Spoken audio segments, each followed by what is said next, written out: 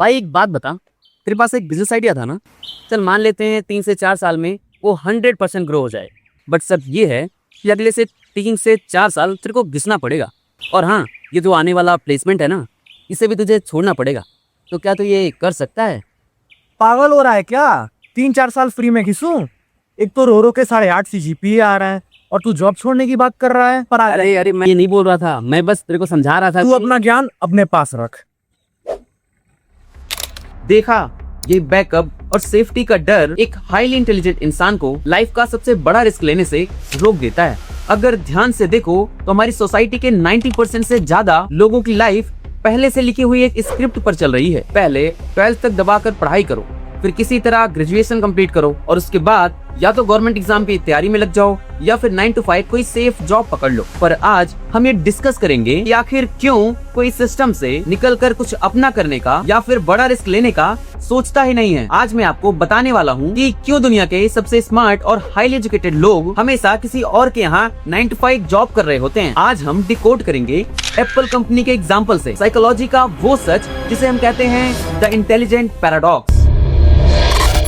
हमारी सोसाइटी में एक अजीब सी प्रॉब्लम है। जिस बच्चे के स्कूल में अच्छे मार्क्स आते हैं ना, उसको लेकर सोसाइटी एक अलग ही हाइप क्रिएट कर देती है। शर्मा जी का लड़का तो जीनियस है। आपको अपनी क्लास का वो बच्चा याद है जो हमेशा टीचर को याद दिलाता था, सर आज आप सरप्राइज टेस्ट लेने वाले थे। वही लोग आगे चल के किसी बड़ी कंपनी में 9 to 5 जॉब कर रहे होते हैं। क्यों? क्योंकि स्मार्ट लोगों को बचपन से एक परफेक्ट इमेज मेंटेन करने की आदत पड़ जाती है। उन्हें जीतने की आदत लग चुकी होती है और अगर वही रिस्क लेने जाएंगे उसमें चांसेस हैं कि वो फेल हो सकते हैं। तो वही उनका ईगो इतना बड़ा हो जाता है ना कि वो सोचने लगते हैं कि यार मैं फेल कैसे हो सकता हूँ। बस इसी ईगो को बचाने के लिए एक स्मार्ट इंसान वही काम करता है जिसमें 100% सिक्योरिटी हो। वो अपने कंफर्ट जोन से बाहर ही नहीं निकलना चाहता। और इसके बाद आती है इनकी दूसरी सबसे बड़ी प्रॉब्लम, एनालिसिस पैरालिसिस।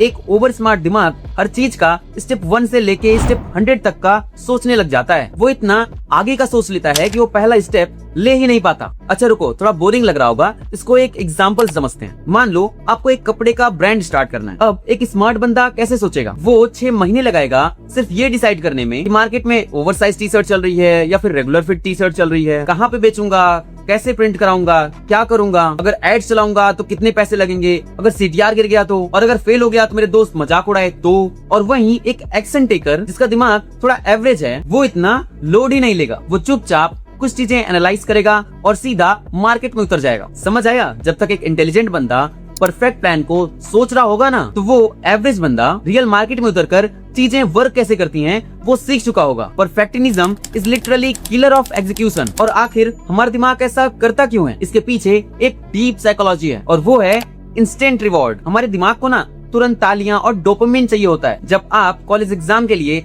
टाइम देते हो ना, तो एग्जाम में अच्छे मार्क्स आते हैं। Instant reward. सेफ जॉब करते हो ना, तो हर महीने के एंड पे एक फिक्स सैलरी आती है। Instant reward. दिमाग को ये सोच के एकदम मजा आ जाता है कि चलो सब सेफ और बढ़िया चल रहा है तो इसको ऐसे ही चलने दो। लेकिन जब आप कुछ बिल्ड करने का सोचते हो तो वहाँ कोई इंस्टेंट रिवॉर्ड नहीं मिलता। वहाँ सिर्फ एक लंबा प्रोसेस होता है। शायद से पहले 2-3 साल तो कोई रिजल्ट भी ना आए, कोई ताली भी ना बजाए, कोई पैसे भी ना आए, लेकिन हमारे दिमाग को तो इंस्टेंट रिवॉर्ड चाहिए, मतलब तुरंत रिजल्ट आए। इसलिए वो आपको डाउट में डाल देता है। आप हिचकिचाते हो और चीजों को कल पे टाल देते हो।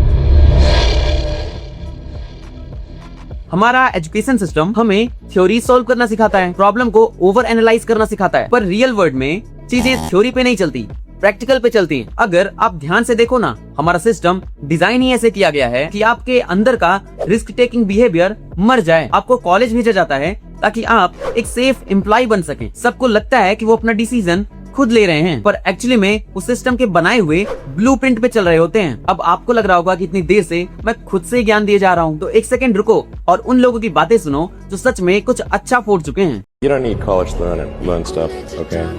Everything is available basically for free. You can learn anything you want for free. It is not a question of learning. So I think colleges are basically for fun and to prove you can do your chores. What skills should someone have to become a successful entrepreneur? Thank you, ma'am. Oh, what a nice question, yeah. I'm so glad you want to be an entrepreneur, not want to just get into UPSC, writing IAS. To be an entrepreneur, I think the first thing is to be ready to take risks. तो अगर both आपको financial- और बड़ा proof चाहिए तो चलिए ले लेते हैं एप्पल कंपनी का एग्जांपल। एप्पल का पहला कंप्यूटर स्टीव जॉब्स ने नहीं बल्कि स्टीव वॉजनिक ने बनाया था। वॉजनिक एब्सोल्यूट टेक्निकल जीनियस थे, इंजीनियरिंग में बादशाह, पर वो तो इंटेलिजेंट पैराडॉक्स के शिकार थे। वॉजनिक उस वक्त एचपी में एक 9 to 5 की जॉब करते थे और इस आइडिया के साथ वो रिस्क नहीं लेना चाहते थे। दूसरी तरफ स्टीव जॉब्स एक ड्रॉप आउट थे, उनके पास खोने के लिए कुछ नहीं था। उन्होंने वॉजनिक से रॉ आइडिया को लिया, एग्जीक्यूशन पे फोकस किया और हिस्ट्री बना दी। एक एवरेज रिस्क टेकर के दिमाग ने एक स्मार्ट ओवरथिंकर की थ्योरी को $1 बिलियन आइडिया बना दिया। तो अब करें क्या? पढ़ाई छोड़ दें?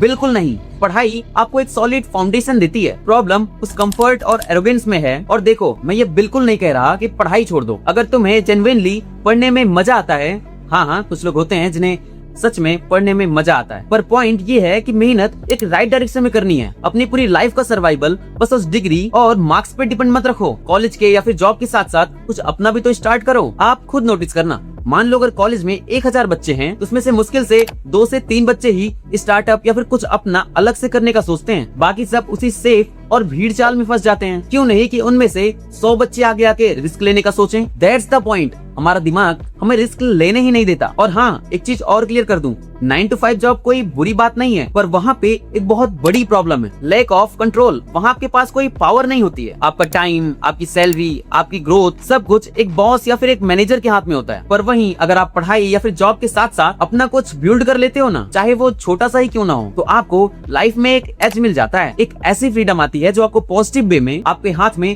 कंट्रोल दे देती है। इसलिए famous angel investor novel Ravikant इसका एक सोल्यूशन देते हैं। अगर दिमाग में एक आइडिया है, लाइक यूट्यूब चैनल स्टार्ट करना या फिर कोई कपड़ों का ब्रांड स्टार्ट करना या फिर कोई भी स्टार्टअप आइडिया हो, तो उसे परफेक्ट मत बनाओ। आज ही अपने दिमाग को शांत करो और काम स्टार्ट कर दो, क्योंकि आगे चलते हुए धीरे धीरे चीजें अपने आप क्लियर हो जाती हैं। दुनिया को इस बात से बिल्कुल फर्क नहीं पड़ता कि आपके पेपर पे कितने मार्क्स थे या आपका प्लान कितना परफेक्ट था। दुनिया सिर्फ उन लोगों को रिवार्ड करती है जो सच में फील्ड में आके गेम खेलते हैं। बैकअप प्लान रखना अच्छी बात है, पर भाई जिस दिन आपको वो बैकअप प्लान आपकी आगे बढ़ने की भूख और रिस्क लेने की आदत को मार दे, तो समझ लेना कि आप 9 to 5 के चक्करों में फंसने वाले हैं। इसलिए लाइफ में एक गोल्डन रूल याद रखना, be dumb enough to start but smart enough to learn along the way. यानी किसी नए आइडिया को स्टार्ट करने से पहले थोड़ा बेवकूफ बनो, ताकि दिमाग ज्यादा लॉजिक न लगाए और तुम बिना ओवरथिंक के स्टार्ट कर सको। पर एक बार फील्ड में अगर उतर गए तो रास्ते में गलतियों से सीखने के लिए वो अपना स्मार्ट दिमाग जरूर लगाओ।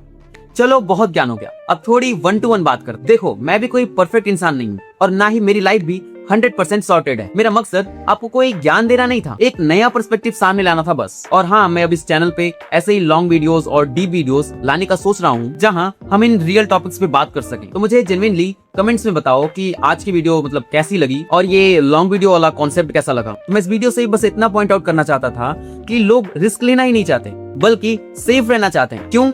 क्योंकि उन्हें लगता है कि अगर रिस्क लेंगे तो शायद से जो अभी हमारे पास है वो भी जा सकता है। बट वहीं दूसरी पर्सपेक्टिव से देखें तो जो तुम्हारे पास है उससे लाख गुना बेहतर चीजें आ भी सकती हैं। तो अपने उन दोस्तों के साथ जरूर शेयर करना जिन्हें रिस्क लेने में डर लगता है। और लाइक सब्सक्राइब के लिए तो मुझे बोलना ही नहीं पड़ेगा, क्योंकि इतने समझदार तो आप हैं नहीं।